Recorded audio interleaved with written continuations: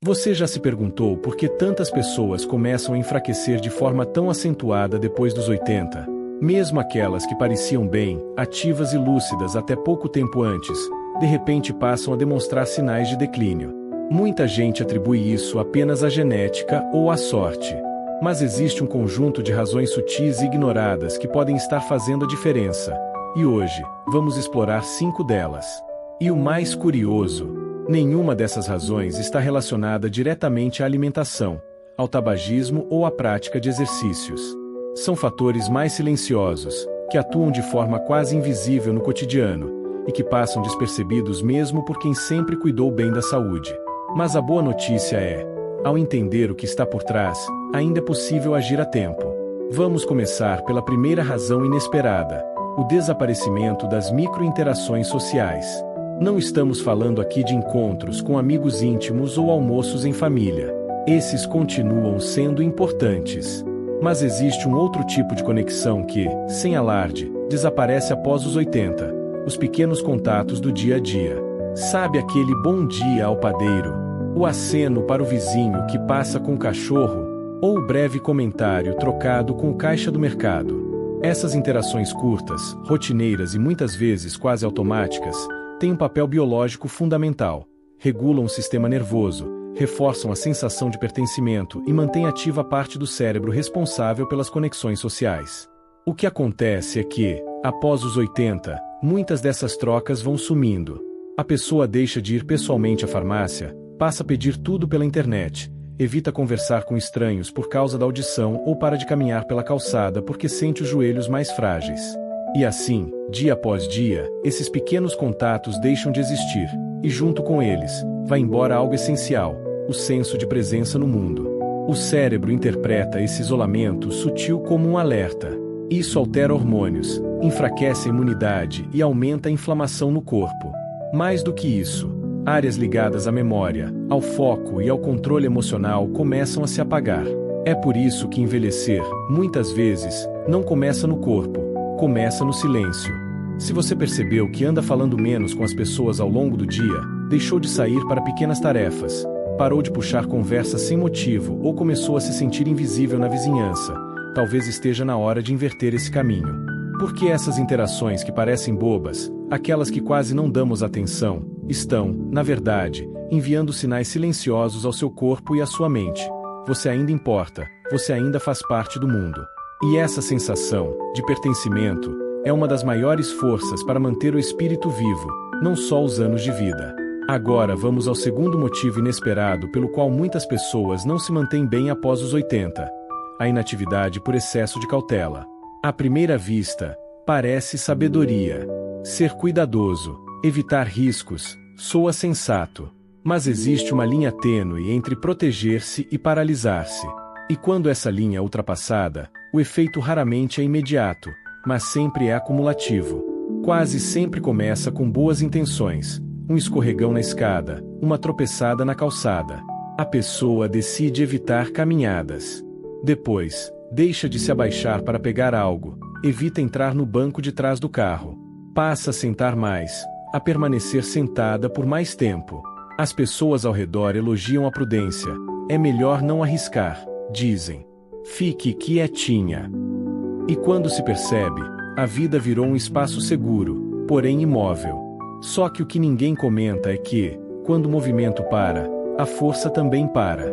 E não falo só de músculos, mas de equilíbrio, agilidade e controle corporal. O corpo não funciona como uma máquina que melhora com repouso. Ele é mais como um jardim que precisa ser constantemente cultivado. E quando essa movimentação diminui até quase desaparecer, nada permanece estável. Tudo começa a enfraquecer. Um dos primeiros lugares onde isso aparece é no centro do corpo. O core. Muitos não sabem, mas é essa musculatura profunda que sustenta tarefas básicas como levantar da cadeira, caminhar ou subir um degrau. Se ela deixa de ser usada, mesmo por algumas semanas, começa a atrofiar. O equilíbrio vai embora. E aí, sim, os tombos começam. Conheci o caso de Walter, 82 anos. Ele adorava caminhar toda noite, até que um dia escorregou na calçada molhada. Não se machucou, mas ficou assustado. Cancelou os passeios. Trocou o exercício pela poltrona. 6 meses depois, perdeu 10 quilos de massa muscular. Sentia as pernas fracas como gelatina. Walter não parou porque estava fraco. Ele ficou fraco porque parou. Claro, é essencial ter cuidado. Usar sapatos firmes, instalar barras de apoio, manter o caminho livre e até usar bengala se precisar. Mas existe uma diferença entre se proteger e se render. Se você percebe que tem feito menos, não porque o corpo não aguenta, mas porque o medo tomou conta, fique atento. Pergunte a si mesmo: estou me cuidando ou estou me apagando aos poucos? Depois dos 80, viver bem não é só evitar quedas. É continuar se movendo, mesmo que em ritmo novo. Movimentar-se com mais cuidado, mais lentamente, mas ainda assim se movimentar. É assim que o corpo entende que continua sendo necessário. É isso que mantém os sistemas em funcionamento, que mantém o cérebro desperto e o coração batendo com propósito. E se você ainda está aqui comigo neste vídeo e está achando essas reflexões úteis, comente o número 2 aqui embaixo para eu saber que você está acompanhando. E se ainda não se inscreveu no canal, recomendo que se inscreva e ative o sininho para não perder os próximos vídeos. Seu apoio nos ajuda a continuar criando conteúdos que informam e inspiram. Agora vamos ao terceiro motivo inesperado que atrapalha a vida após os 80. A interrupção dos ciclos de sono causados pela exposição irregular à luz. Existe um relógio dentro do seu corpo que não faz barulho, mas comanda quase tudo: seu humor, o metabolismo, o sistema imunológico e até os mecanismos que reparam o cérebro durante a noite. E depois dos 80, esse relógio interno, o ritmo circadiano, fica ainda mais sensível. Um dos maiores motivos para esse ritmo sair do eixo é a luz. Pouca luz natural durante o dia e luz demais à noite. Talvez você nem perceba no começo. Pode ser que tenha começado a cochilar mais durante a tarde, especialmente quando o sol bate suavemente pela janela. Ou talvez tenha deixado de sair ao ar livre com frequência, principalmente nos dias frios. À noite, a TV fica ligada até tarde, ou a iluminação artificial da casa permanece acesa enquanto você lê ou vê um filme. Cada uma dessas escolhas parece pequena, mas juntas, bagunçam silenciosamente o funcionamento do corpo, que já não sabe mais quando deve estar alerta e quando deve descansar. A luz natural da manhã é o que sinaliza ao cérebro: acorde, é hora de agir. Já a escuridão da noite é o que permite a liberação da melatonina, aquele hormônio que prepara o corpo para um sono profundo e reparador. Quando seus olhos não recebem luz suficiente durante o dia, ou são expostos à claridade artificial demais à noite, os sinais internos se embaralham. O resultado: dificuldade para dormir, sono leve, sensação de cansaço ao acordar, lapsos de memória e baixa energia durante o dia. Com o tempo, essa desregulação afeta muito mais que o sono, enfraquece a imunidade, desestabiliza o humor e aumenta os riscos de declínio cognitivo. Existe ainda outro fator importante: a vitamina D. Depois dos 80, a capacidade da pele de sintetizar essa vitamina por meio da exposição solar diminui. E isso torna ainda mais essencial o contato diário com a luz natural. Sem ela, os ossos, os músculos e até as defesas do corpo começam a enfraquecer. Lembro de uma senhora chamada Helena, com 84 anos. Estava se sentindo cada vez mais cansada e confusa. Os exames estavam bons, a alimentação era equilibrada e ela não havia mudado nenhuma medicação. O que resolveu? Um conselho simples do médico: sentar-se 20 minutos por dia junto à janela, com as cortinas abertas, e desligar as telas 1 hora antes de dormir. 2 semanas depois, o sono melhorou. A memória também. E o humor? Renovado. Não foi um remédio novo. Foi luz. Se você tem passado a maior parte do tempo dentro de casa, com as cortinas fechadas, ou se suas noites são iluminadas pelo brilho azulado da TV ou do celular, é hora de repensar. Tente sair ao ar livre na primeira hora depois de acordar, nem que seja por alguns minutos na varanda. Deixe que seus olhos e sua pele recebam a luz suave da manhã. E à noite, diminua a iluminação. Dê ao corpo a chance de desacelerar naturalmente. Esses pequenos ritmos não são apenas confortos, são mecanismos de sobrevivência. Porque o que muitos não percebem é que o corpo não envelhece apenas pelo desgaste natural. Ele também envelhece pela desorganização. Quando os sistemas internos se desencontram, quando o ritmo da luz, do sono, dos horários perde a cadência, o organismo começa a funcionar fora de compasso. Reestabelecer esses sinais, restaurar o ciclo de luz, regular o sono, criar um fluxo diário, é uma forma de reorganizar a vida por dentro. É como dizer ao corpo, mesmo aos 85 anos, ainda estamos funcionando, ainda estamos presentes. E por falar em presença, chegamos ao quarto motivo inesperado que compromete o bem-estar após os 80. A supressão emocional causada por perdas e isolamento. Ao chegar a essa etapa da vida, a maioria das pessoas já viveu mais perdas do que muitos jovens conseguem imaginar. Um cônjuge, um irmão, amigos de décadas, às vezes, até um filho. E embora o mundo ao redor ofereça palavras gentis, raramente reconhece a profundidade da dor acumulada, não só na memória, mas também no corpo. Porque o que costuma acontecer depois dos 80 não é apenas luto, é silêncio. É o hábito lento e discreto de engolir o que se sente, de sorrir quando por dentro se está partido, de fingir força porque já devia estar acostumado, ou porque já não há mais ninguém por perto com quem dividir a dor. Mas o corpo não esquece. Quando o luto não encontra saída, quando não é falado, compartilhado ou sentido de forma plena, ele não some. Ele se instala. E com o tempo, esse peso emocional vira carga física. Afeta a imunidade, bagunça o sono, altera os hormônios e deixa o sistema nervoso em alerta constante. E o mais difícil, isso tudo acontece em silêncio. Por fora, tudo parece tranquilo. Por dentro, a dor está acumulada. Se seus ombros pesaram, se sua respiração encurtou, se você não se reconhece mais como antes, mesmo sem ter falado sobre isso há anos, pode ser que a tristeza ainda esteja aí. Lembro de George, 86 anos, que perdeu a esposa após 60 anos de casamento. Disse que estava bem, que chorar não era do seu feitio. Mas em menos de um ano, havia emagrecido, parou de frequentar o centro de convivência e passou a ter insônia constante. Não era doença. Era dor não vivida. Dor guardada. A dor emocional não precisa ser escandalosa para ser perigosa. E quando ela começa a afetar a saúde, a origem muitas vezes passa despercebida. Viver bem depois dos 80 não depende apenas de força física. Depende da capacidade de desabafar, de ter espaço seguro para expressar a saudade, o medo, a raiva ou a solidão, sem julgamentos. Porque quando o coração pode respirar, o corpo inteiro começa a se curar. É por isso que quem vive mais, quase sempre, tem uma válvula de escape. Pode ser um amigo confiável. Pode ser um caderno de anotações. Às vezes, essa válvula de escape é a fé. Outras vezes, é um grupo da comunidade. Pode ser um terapeuta, um vizinho com quem se toma café, ou até uma oração solitária feita antes de dormir.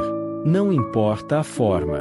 O que importa é o princípio. Aquilo que é expresso pode ser transformado. O que é engolido, escondido e nunca dito, vira peso.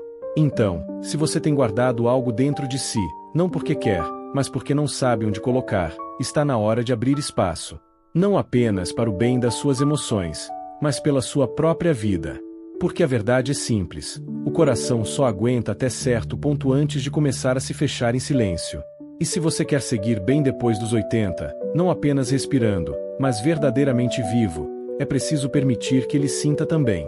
Se você ainda está assistindo este vídeo e está achando essas reflexões importantes, comente o número 4 aqui embaixo para eu saber que você está comigo.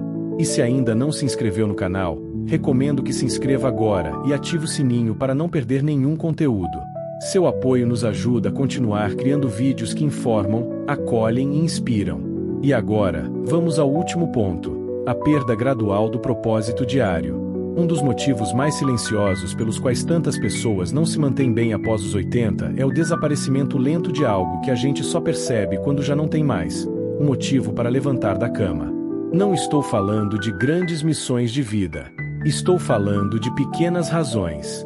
Aquelas rotinas simples que dão forma ao dia: regar as plantas antes do sol ficar forte, alimentar o gatinho da rua que aparece todas as manhãs, escrever uma carta para a neta, consertar uma dobradiça do portão.